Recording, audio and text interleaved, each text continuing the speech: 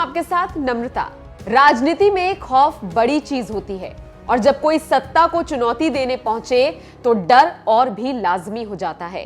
ये अभी बंगाल में लागू हो गया है। बीजेपी दिन रात प्लान बनाने में जुटी है, टीएमसी को चुनौती देने में जुटी है और टीएमसी को इस बात की भनक है कि आने वाले दिनों में जब सियासी पारा और ज्यादा गर्म होगा तो माहौल उसके खिलाफ ही जाएंगे, क्योंकि बीजेपी हर सियासी चाल की काट के साथ बंगाल के मैदान में है। पहले टीएमसी ने बीजेपी नेताओं को बाहरी कहा। यह सब तब शुरू हुआ जब बीजेपी के नेता बंगाल में दौरा करने लगे, राज्य सरकार की कमियों को गिनाने लगे, तो ममता ने विरोध में आवाज बुलंद करनी शुरू की। देखते ही देखते सियासी आकार बड़ा हुआ, बीजेपी के नेता बाहरी करार दिए गए, लेकिन अब बीजेपी ने इस आरोप का जवाब भी तैयार कर लिया है। अब बंगाल में आरोप प्रत्यारोप की राजनीति पीछे रह गई है। बंगाल के बारे में जानने वाले लोग इस बात को अच्छे से जानते हैं कि बंगाल के लोग अपनी पहचान, संस्कृति और अस्मिता को लेकर बहुत ज्यादा संवेदनशील हैं। इसीलिए ममता अच्छे से चाल चल रही है और बीजेपी उसी अंदाज में अपनी सियासत को आगे बढ़ा रही है। बीजेपी बंगाल में उस फॉर्मूले को भी अपना रही है जो कांग्रेस के ऊपर वो पहले ही चल चुकी है। बीजेपी बंगाल में क्या तैयारी कर रही है, ये जानने से पहले ममता के उस बयान को जान लीजिए जिसमें उन्होंने कहा था कि हमारे धर्म को जिन्होंने भुला दिया है ये हिंदू धर्म को नहीं जानते हैं। विवेकानंद की फोटो पर माला चढ़ाने से आप धर्म नहीं जानते, उनको मन से जानना होगा। रामकृष्ण को जानना होगा, शारदा मां को जानना होगा, मां तारा को जानना होगा, बोलपुर को जानना होगा, बेलूर को जानना पड़ेगा, दक्षिणेश्वर कालीघाट को जानना होगा। ये इतना आसान नहीं है। अब बीजेपी की तैयारी जानिए। असल में भारतीय जनता पार्टी इस बात को जानती है कि बंगाल में कैसे लोगों को अपने साथ जोड़ना है। इसीलिए बंगाल के गौरव रहे महान व्यक्तित्वों और नेताओं के नाम पर कई तरह के कार्यक्रम आयोजित करने जा रही है, जो एक तरह से सांस्कृतिक कार्यक्रम होगा। इसी बहाने टीएमसी को जवाब भी मिल जाएगा।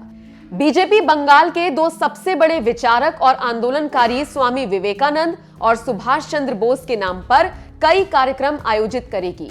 12 जनवरी को स्वामी विवेकानंद जयंती है। बीजेपी इस मौके को पूरी तरह से भुना लेना चाहती है। गृह मंत्री अमित शाह का अगला बंगाल दौरा इसी दिन शुरू हो सकता है। इसके साथ ही 23 जनवरी को नेताजी सुभाष चंद्र बोस की जयंती भी है। बीजेपी की नजर इस खास दिन पर भी है जिसमें खुद पीएम नरेंद्र मोदी जाएंगे। इसके अलावा लगातार बंगाली अस्मिता के प्रतीक और राष्ट्रीय गौरव रहे भद्रलोक के महापुरुषों को बीजेपी इस तरह आत्मसात करेगी कि जैसे वो उनके ही हो। बीजेपी ये सब करने में माहिर है। पार्टी को मालूम है कि किस तरह से इन बातों को मैनेज करना है और कैसे इसके बहाने वोटरों को साधना है। बीजेपी के लिए यह सब इसलिए भी आसान है क्योंकि सरदार पटेल अंबेडकर से लेकर महात्मा गांधी तक को कांग्रेस की विरासत से निकालकर अपने से जोड़ने में सफलता पाई है। इसी तरह पश्चिम बंगाल में बंगाली महानुभावों पर होने वाले कार्यक्रमों में बीजेपी के बड़े राष्ट्रीय नेता भी हिस्सा लेंगे।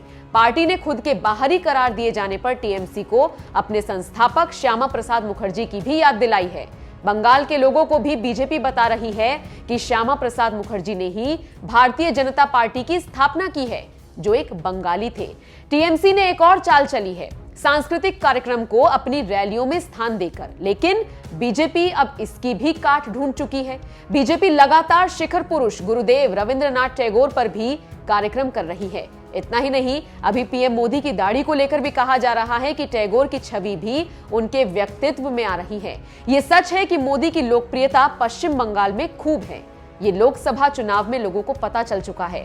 अब उनके कार्यक्रमों में उमड़ने वाली भीड़ को देखकर भी समझा जा सकता है कि मोदी की लोकप्रियता किस हद तक बढ़ रही है।